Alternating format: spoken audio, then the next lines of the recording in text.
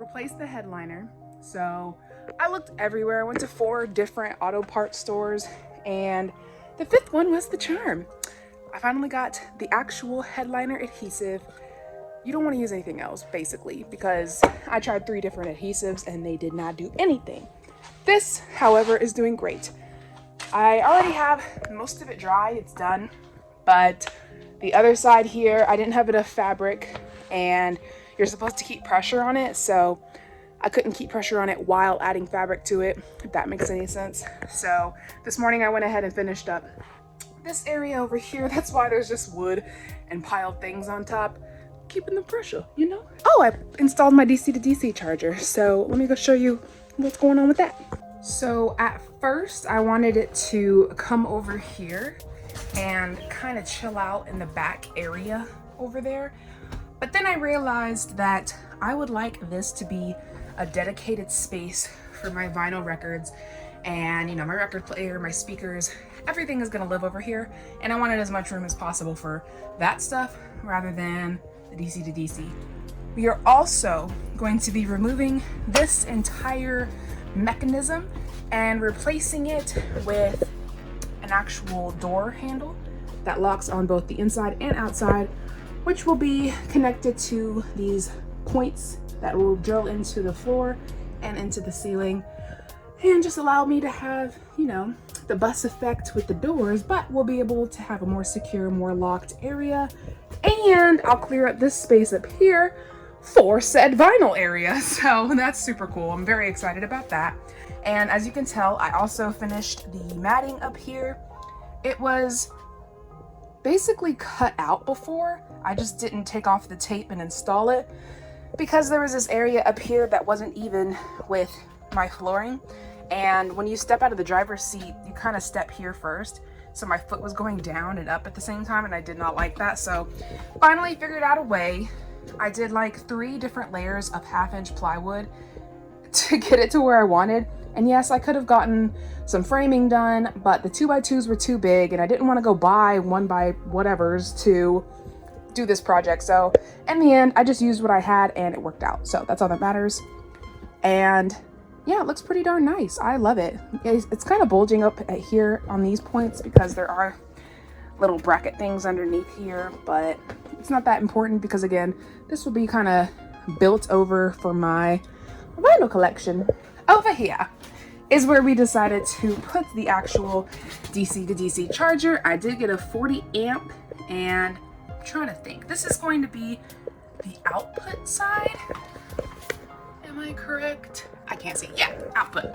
So my output is on a 6-gauge wire, which everything is on a 6-gauge wire here. And that's gonna go bleep, bleep, bleep, bleep, bleep, all the way to my battery. So I forgot that my bus bars are connected to my battery, and I'm over here trying to unscrew this stuff. I was like, oh wait, Jess, think. So everything was connected here, which was perfect because I had an available stud here, which was super cool. Also, these screws are pretty long, so honestly I could overlap and add more to them later on if I need to, but no biggie.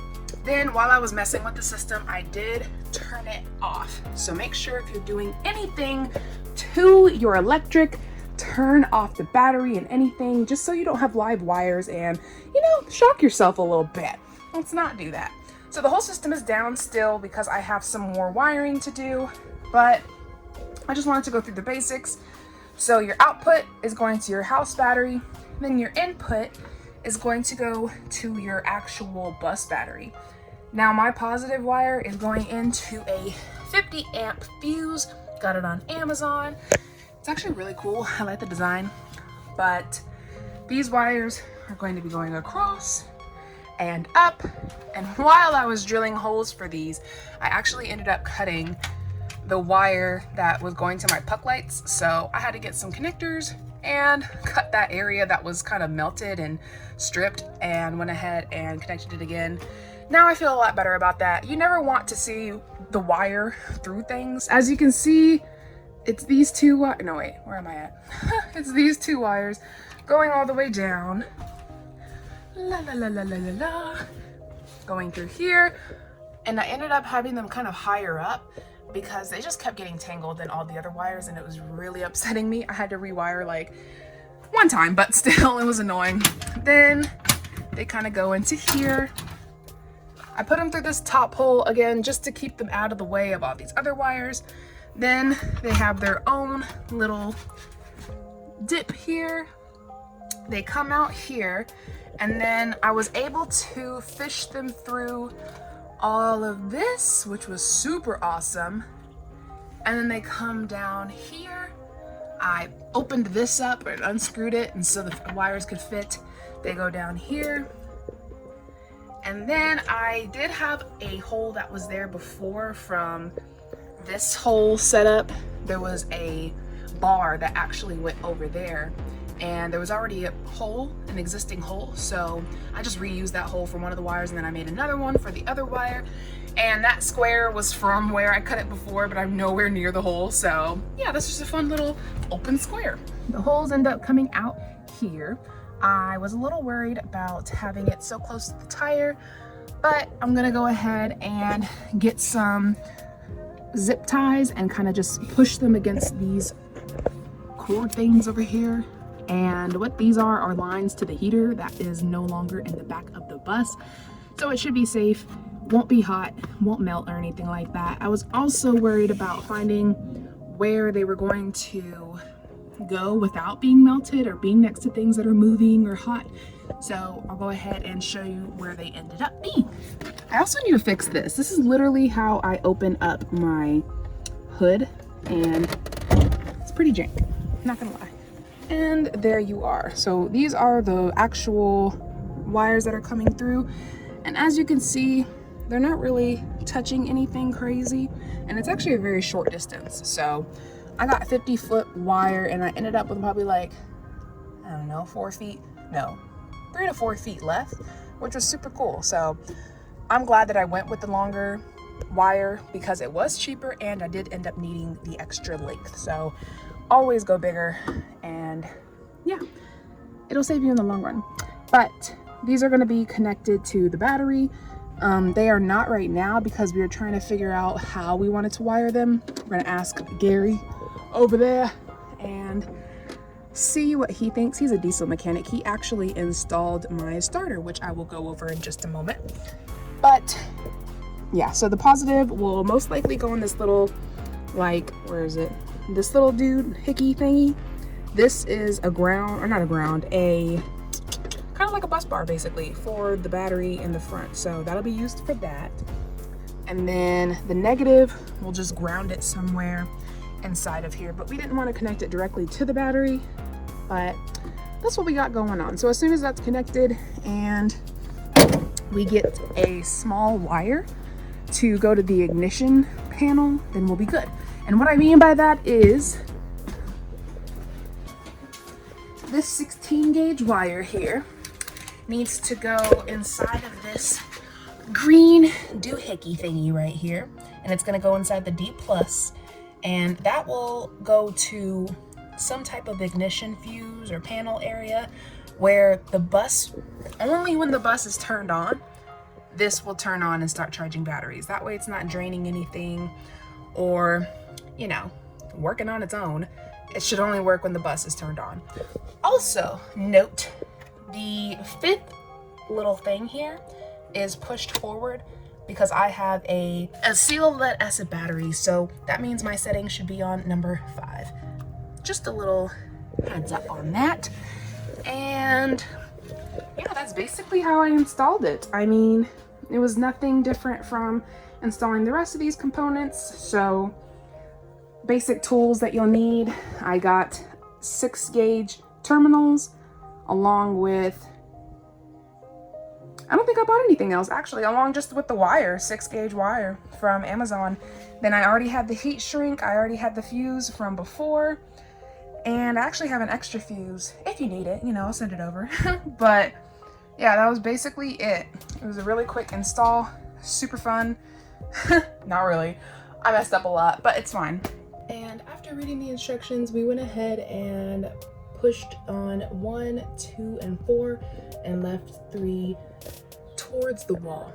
whereas the other 4 are going to be away from the wall, and that's the proper settings for my setup in general. I would read your directions and see how you want it set up, but that's basically done.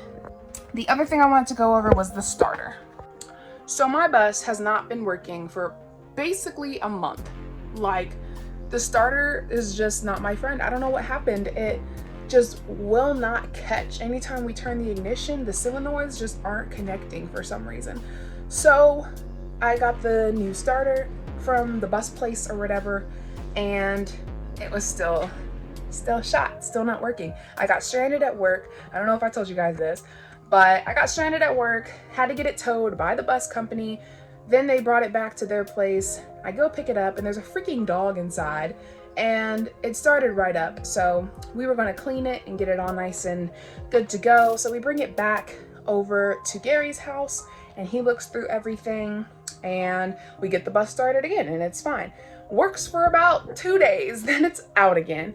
So then I called the bus place the other day and asked them to, you know, stand by their warranty, I guess. And they sent out another brand new, remanufactured though, starter. And he told me that it's just gonna start going out if I don't get the oil leak fixed, which I don't think is true, because when we took out the original starter, there was barely any oil on it. So there's no way that that's the cause of the problem. So Gary installs the new starter and it's still not starting. And we're like, what is going on? And so he tries this thing where he like connects something to the terminals. I don't even know. He did something electric and it started right up. So it wasn't really the starter that was having the issue. It was something else not connecting properly. And with a diesel engine and like the diesel body in general, everything needs to connect. Everything needs to be basically perfect for it to work as a unit. You know what I mean? So Gary was teaching me a lot actually throughout this whole thing, and I'm glad that I was able to watch and learn, because again, this is going to be my home, this is going to be mine, and I'd like to not be bamboozled in the future and told that the oil leak is the cause of the problem for the starter when it really wasn't. And I would have listened to that if I didn't know any better, you know what I mean? So it's just like, the more you know, the better off you'll be, especially as a woman and being in this, you know, man's world. Literally nobody really takes you seriously sometimes, and it's just, they want to pull the wool over your eyes, and that's not cool. I don't like being taken advantage of. Like, what? So messed up. But in the end, I had some peoples, I had God, we're all good to go. The bus starts now, which is awesome, and yeah, it's all good to go. The cabinets are basically done. We did have 2 walls, kind of a wall for this cabinet and a wall for that cabinet, but then they ended up being too big for the space, so we had to cut this wall completely off. And then we added like a cleat underneath. I don't know if you can see it, but it's basically just like a little piece of wood that's attached to this side to keep this side even. And as you can see, we made a little hole for the outlet, so that goes there. Toward the bottom is the plumbing connection area, so the plumbing will come down here. We're going to install the water heater in this section as well. My gas container area, I guess, comes out right here. It kind of protrudes out, so we did end up cutting a section off of each side so that way it could lay flush up against the wall. For the toe kicks, we will be adding drawers underneath just to have all of that extra space.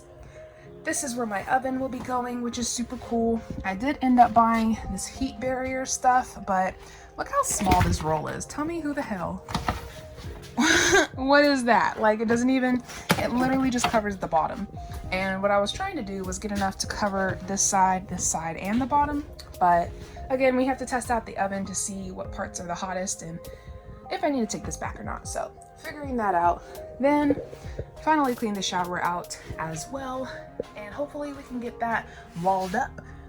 Did end up installing this small piece of panel. We were gonna just do like a basic wall, but I wanted to put stuff on the wall, so I needed thicker material, whereas we were just going to use the stuff we've been using all over the walls, like this thinner material, but I wouldn't be able to hang anything. And at first I wanted a knife rack, but I might do a spice rack, and I have a lot of empty space behind my oven, which kind of sucks.